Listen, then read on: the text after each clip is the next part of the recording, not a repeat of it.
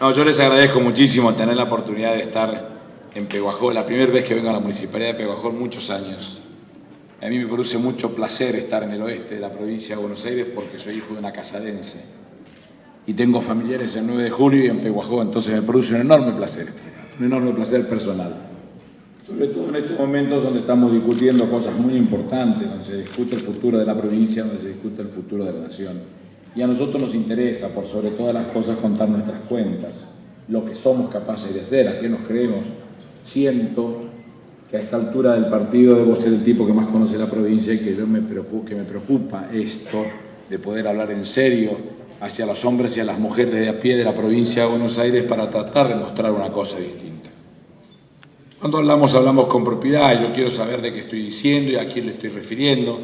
Pehuajó es un distrito muy importante, con 500.000 hectáreas en condiciones de producir, con 400.000 toneladas de soja, con 250.000 toneladas de maíz, con 170.000 toneladas de trigo, 30.000 toneladas de cebada cervecera y 20.000 de girasol, 220.000 animales vacunos, unos 12.000 porcinos que nosotros queremos promocionar la actividad del porcino porque entendemos que somos capaces como provincia de autoabastecernos y dejar que esa parte desplace al ganado vacuno para la exportación, que tiene buen precio. Hoy están las cosas muy buenas para la cría, 48 tambos. Tenemos necesidad de hablar fuertemente de la política de la leche, que nos importa. 25% de la totalidad de la cuenca es nuestra en la provincia de Buenos Aires y queremos tener una política que si nos encontrara en este momento con el tema resuelto, a lo mejor uno podría estar financiando a los pequeños productores para que en vez de tener que desprenderse a bajo costo, poder encanutar esa leche en bolsa de leche entera en 25 kilos y esperar que vengan los mejores precios. Para eso hay que financiarlo y nosotros queremos discutir estas políticas con los intendentes, con los chacareros en su forma directa o en su representación, pero buscar una alternativa que nos dé a un tiempo visto una política única que nos permita discutir con el Gobierno Nacional las políticas agropecuarias. Somos conscientes de lo que nos importa y nos importa mucho. Por eso les vengo contando que el 5 de octubre, y invito a todos los periodistas de la zona que conocen de campo y saben de lo que estamos hablando, al Salón Piazzolla del Teatro Argentino de La Plata, donde vamos a presentar el gabinete agropecuario. ¿Por qué me interesa presentar el gabinete agropecuario? Porque son hombres y mujeres del primer nivel, todos conocidos, ninguno que no sea conocido, por lo menos para los que son del palo, digamos. Van a estar todos los periodistas especializados que conocen de lo que estamos hablando. Van a tener oportunidad de ver ahí cuál es la política que nosotros queremos fijar al respecto y quiénes las van a ejecutar, con lo cual es una buena manera también de superar las dudas, porque a mí pueden no conocerme ni saber que tengo tanta vocación de recrear la política agropecuaria, pero sí en los hombres y las mujeres que me acompañen, que es una manera de hacerlo conocer. Y algunas sorpresitas que van a ver que no son tan sorpresitas, son sorpresas grandes que le va a importar mucho al sector agropecuario y el 5 va a tener oportunidad de ver cosas muy importantes. En esto, cuando planteamos entonces nosotros nuestra estrategia, hablando de la provincia, dijimos que eran 5 puntos, que era la seguridad, la salud y la educación, la producción industrial, la producción agropecuaria. Cuando hablamos de seguridad, durante 5 años fui jefe de las fuerzas federales, Policía Federal, Prefectura, la Gendarmería, que no es la que está hoy, era una gendarmería con complicaciones, la pusimos en el lugar donde ella está, y queremos una nueva fuerza que es la Policía de Seguridad Aeroportuaria. 5 años, desde el 20 de agosto del 2004 al 8 de julio del 2009. Y me fui sin un muerto ni un herido colgado del hombro. Esto nos permitió a nosotros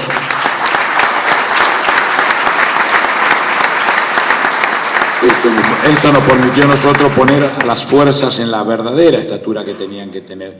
Y uno puede decir por eso, con la tranquilidad del esfuerzo y el trabajo realizado, que los únicos gobiernos en la Argentina que detuvieron banda de narcotráfico son el de Néstor y el de Cristina, ningún otro. Ninguno. Por entonces, la policía de la provincia tenía entre 45.000 y 50.000 hombres y mujeres. Hoy va a tener 95.000. Hay que darle una fuerte preparación en sistemas, en capacidad. Hay que poner logística al servicio de esa utilización, llámese chalecos, armamentos y todo lo que sea necesario para poder movilizarse. Y hay que tener una excelente inteligencia criminal, excelente, que nos permita dilucidar los conflictos en cada uno de nuestros 135 distritos y comprenderlos Hay dos provincias literalmente, una que es el conurbano, que tiene 9.9 millones de habitantes, y el resto de los 15.6 que tiene la provincia, que es el interior, que tiene una parte urbana y una buena parte rural. Y nosotros nos tenemos que preocupar por cumplir en cada uno de esos ambientes con una estrategia. Yo estoy convencido que entre Martín y yo, que somos los que nos hacemos cargo del manejo de la seguridad, con un ministro civil, pero nos hacemos cargo nosotros, para que no quede duda, estamos a un tiempo vista en condiciones de garantizar a los hombres y a las mujeres de la provincia que la seguridad está en buenas manos y que van a estar recibiendo o receptando los conflictos para encontrarles soluciones en forma definitiva. La salud y la educación tienen sus particularidades. En la salud tenemos 26.500 camas en toda la provincia, pero el actual gobierno provincial ha acertado con una medida que es la que trajo de Brasil con lo que se conoce como los UPA. Son una suerte de hospitales más chicos que atacan la emergentología y determinadas dolencias a las que queremos agregarle la atención primaria y descomprimen fuertemente el hospital. Pero por supuesto a eso también tenemos que darle al hospital la logística necesaria para que todas las camas puedan atender a todos de la misma manera que nosotros quisiéramos que nos atiendan a nuestros padres o a nuestros hijos. Entonces esa es la tarea que nos hemos propuesto. Con educación, 4 millones de estudiantes en 19.200 establecimientos. Tenemos 13.750 administrados por el Estado, de los cuales 2.754 son escuelas rurales.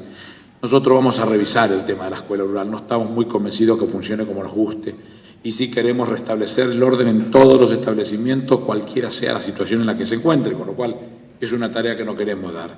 53% está entre primaria e inicial, 36% en la secundaria y un 6% en los política universitaria. Bueno, hemos trabajado fuerte con los rectores de las universidades y pretendemos que todos los distritos, si no tienen una universidad, tengan una extensión, 1, 2 o 3 extensiones. Si después querés trabajar en el campo con la familia o querés trabajar en un comercio, dedicarte al arte o lo que quieras, es tu historia, todo está bien en ese marco. Lo que no puede pasar es que ninguno de nuestros hijos se quede sin estudiar en la universidad porque no tenga la forma de acceder a la misma. Ese es el objetivo.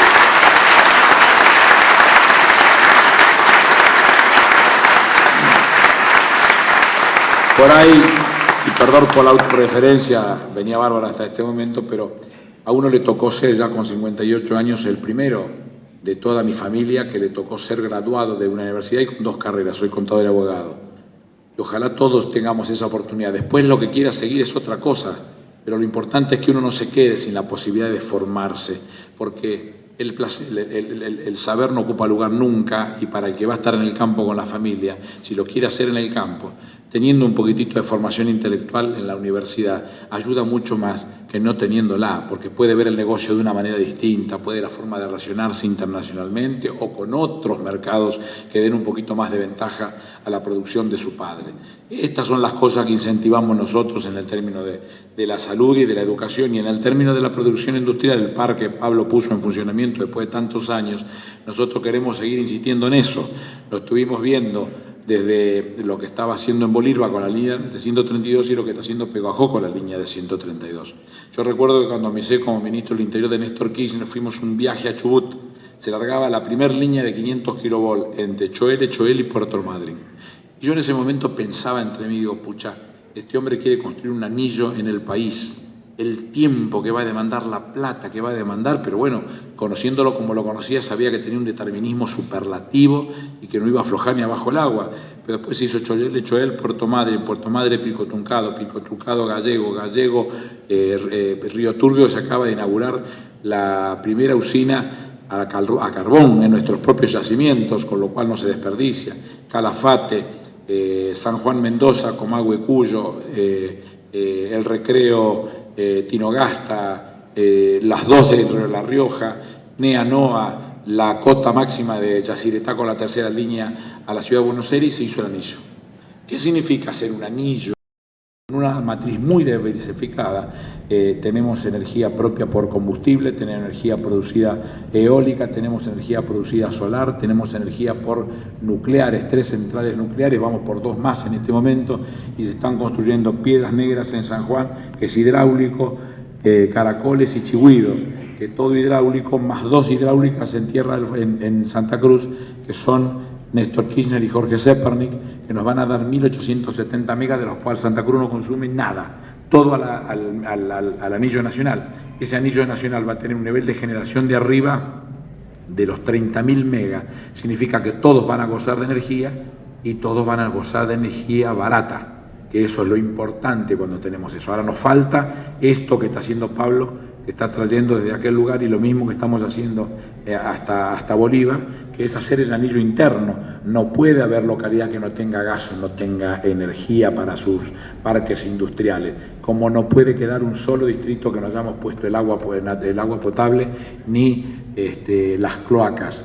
Hay lugares, lo recién estuvimos viendo en Carlos Casares con Walter Torchio, donde ya están terminando la planta para la separación del arsénico. Hay lugares que tenemos complicación con el arsénico, lugares que tenemos complicaciones con los nitritos y con los nitratos. Todo eso significa que el agua que está saliendo por la canilla no es apta para el consumo. Nos tenemos que ocupar, ya sea por este esquema de filtrado que químicamente se separa y cae el arsénico y se lo puede barrer, por ósmosis inversa, de la forma que sea, pero tenemos que recuperar las aguas para que nuestra gente consuma lo que tiene que ser. No estamos hablando de cosas de extraterrestres, hablamos de cosas de lo cotidiano, de lo que tiene que suceder. Yo gustaba una candidata hace poquito que quiere gobernar la provincia de Buenos Aires, estaba en un campo en Junín, decía que esperaba un ratito que el señor estaba contando de la vaquita. Si querés gobernar la provincia de Buenos Aires te están contando de la vaquita, estamos hasta las bolas, muchachos, perdónenme que los digo.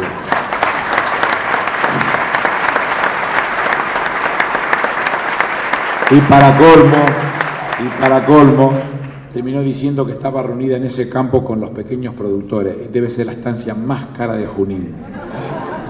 No lo digo yo, lo dicen los juninenses, con lo cual los toman por idiotas, porque en definitiva lo que sucede es eso, pero yo apunto más arriba a quien los conduce. ¿Qué historia tiene el que los conduce para decirnos a nosotros que tiene la autoridad moral para hacerlo? Veámoslo. Se quedaron con la plata de la devolución del IVA. Se quedaron con la plata de los seguros de cambio. Estuvo procesado por contrabando de autos. ¿Saben cómo salió del contrabando de autos? Había dos causas, una penal por el contrabando agravado y una tributaria por la evasión de los impuestos. Había por entonces una legislación que decía, los que son abogados me van a entender con más facilidad, que si uno pagaba el impuesto que debía, extinguía la acción. Entonces, ¿qué hicieron? Pagaron, extinguieron la acción, y cuando llega la causa a la Corte de mayoría automáticamente mixta dijo, no, las causas son iguales. No, si una es tributaria y otra es penal, las causas son iguales, entonces por un principio del derecho romano que dice non bis in idem, dos veces por la misma causa no, lo liberó de la causa, pero era contrabando agravado, que lo dijo Pablo recién. Pero después, ¿qué otras cosas nos hizo para enseñarnos a gobernar pulcramente como él nos reta todos los días? Se quedó con las cloacas de Rousselot. Martín fue el intendente que tuvo que terminar con ese negociado que dejó inundado de deudas a todo un pueblo. Eligió a una ministra del Superior Tribunal de Justicia de la ciudad porque se la recomendaron en el gimnasio. Hizo la obra de la autopista Condicasa con 850 trabajadores en negro, y cuando la justicia lo intimó los hizo una cooperativa. Por supuesto que lo condenaron a pagarlo como fueran sueldos blancos, como correspondía. Me parece que les estoy contando el turbio que estamos teniendo enfrente. Pero si fuera poco, miremos lo que hizo en su gestión, porque por ahí en su gestión hizo cosas buenas. Bueno, no hubo un solo pobre que haya pedido una solución que no lo hayan judicializado. Y si el pobre de Tosudo seguía insistiendo, lo apelaron tantas veces como fuera necesario. Tenemos en el distrito más rico que la ciudad de Buenos Aires, aumentó la mortalidad infantil, incomprensible. Quedaron 10.000 pibes sin vacantes en las escuelas.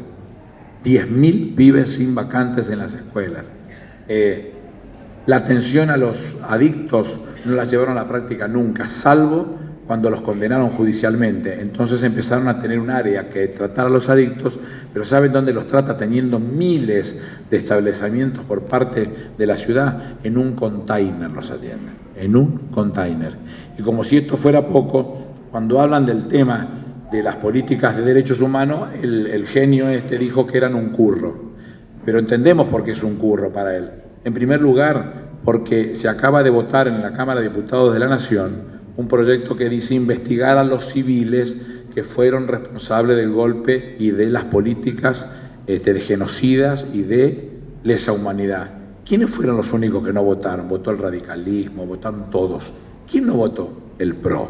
Porque muchos de sus seguidores son los que piden amnistías para los genocidas. Y por si fuera poco, uno de sus economistas estrella, José Luis Esper, la llamó a la hija de la presidenta, que tiene 23 años y acaba de ser mamá, una hija de puta literal, le dijo.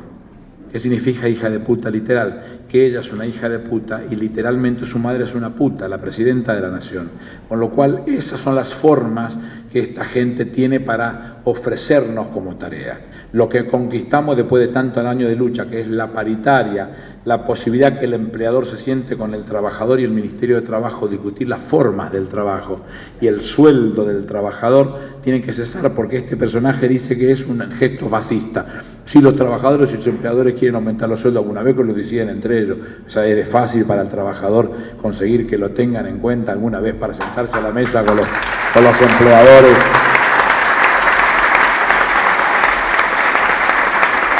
Y como si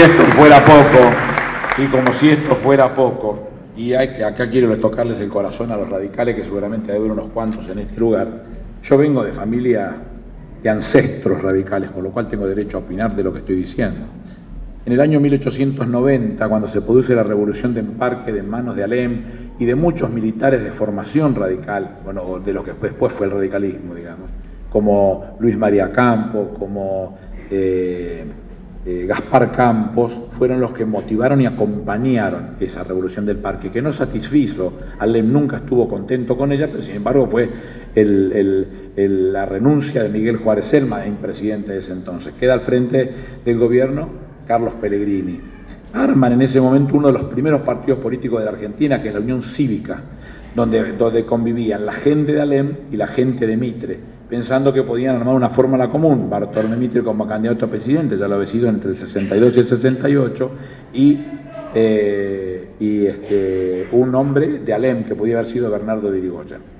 La realidad es que en algún momento la naturaleza, como el cuento de la rana y el alacrán, terminó llevando a la Mitre a quererse una fuerza conservadora, y Alem hace la segunda convención de Rosario y rompe la Unión Cívica, creando lo que se llamó después la Unión Cívica Radical. ¿Y por qué radical? Porque un patriota como Alem lo que quería es que a esta fuerza que tenía visión progresista no se la absorbieran los conservadores. Pasaron 125 años para que un señor que no existe, lo digo en términos políticos porque personalmente le tengo respeto a Ernesto Sanz, le entregara atado de pies y mano el radicalismo a los conservadores. Un desastre. Y como si esto fuera poco, otro pedacito de historia para terminar de redondear el desastre que han hecho con el radicalismo. En el año 1910, 2 de octubre para ser más exacto, ya el colegio electoral había confirmado a Roque Sáenz Peña Victorino de la Plaza como fórmula ganadora de la presidencia. Roque Sáenz Peña estaba en Europa, le avisan, se vuelve y pide 2 reuniones, una con José Figueroa Alcorta, que era presidente de la Nación, y la otra con don Hipólito Yrigoyen, el líder de la oposición. Y lo que le planteó Yrigoyen es decir, viejo, termine con las revoluciones, habían hecho la de 1890, la de 1893, termine con las revoluciones, hagamos política. Y Yrigoyen dice, sí, claro, yo quiero hacer política, demos una ley de comicios. Tan seria fue la propuesta que es la 8871, tan conocida 100 años después como la ley Sáenz Peña. Esa ley, lo primero que decía con toda claridad era que iba a haber una votación libre y que la voluntad popular era la voluntad popular. También hay otra discusión que es importante para los jóvenes. Soy autor del proyecto del voto a los 16 años. ¿Por qué insistía con ese tema? Y porque mi padre, que nació en 1922, fallecido, él fue mayor a los 22 años por lo que era el Código Civil de Vélez Sarsfield.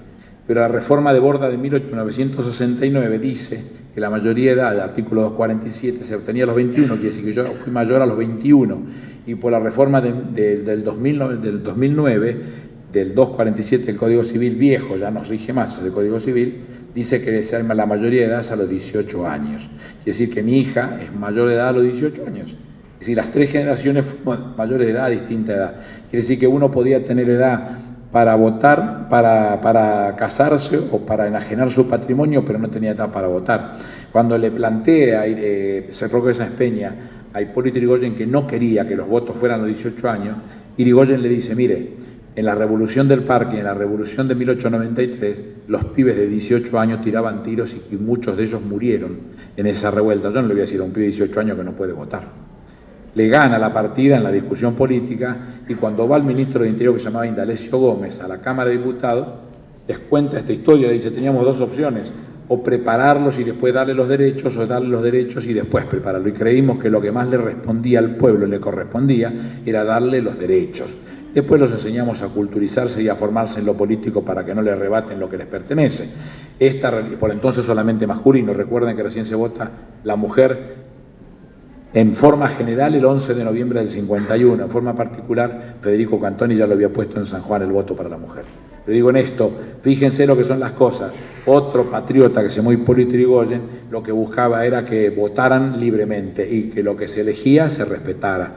Fíjense en Tucumán que la propia dirigencia de ese radicalismo que se chupó el conservadurismo, velaban por la discusión de una sentencia horrible que quería quedarse con las elecciones de Tucumán. Le dieron un bife en la boca y las cosas se terminaron. Por eso yo invito con mucha honestidad y placer a los radicales del progresismo, a los radicales de Raúl Alfonsín, a los radicales que creyeron siempre en esa fuerza como una fuerza nacional popular progresista, que formaba parte de la Internacional Socialista, que mientras que este nubarrón pase, nos acompañen, después vuelvan otra vez a su espacio y nos tiraremos piedra de vereda a vereda, pero en el mientras tanto somos mucho más honestas con la tradición radical nosotros del Frente para la Victoria, que esos conservadores que se quieren quedar con las ideas de los patriotas argentinos.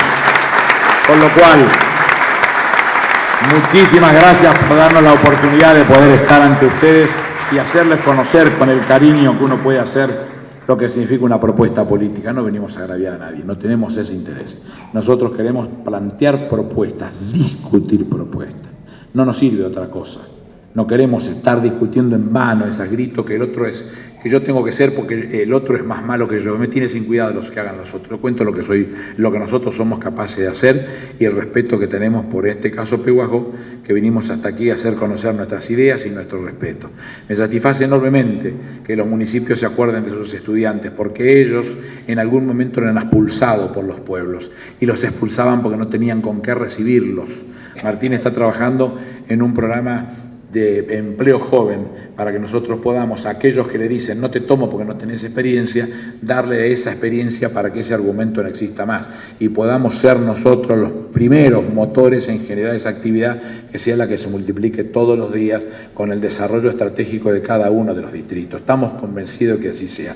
Con lo cual, si Dios nos ayuda, el 25 de octubre las cosas salen bien, el 10 de diciembre empezaremos a gestar nuestras políticas y nos veremos nuevamente por Pehuajó tratando de acompañarlos ya así con la enorme responsabilidad de elegir los destinos de la provincia de 308.000 kilómetros cuadrados y una enorme diversidad en lo político, en lo social, en la generación de riqueza, motorizando toda su actividad para que realmente seamos la locomotora que un país como la Argentina nos necesita. Que Dios los bendiga. Muchas gracias.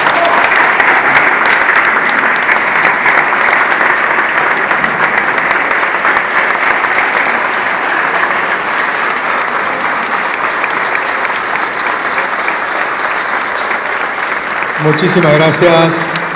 Agradecemos la presencia de Aníbal Fernández, de Martín Sabatella, de Pablo Javier Zurro y Abelino Zurro.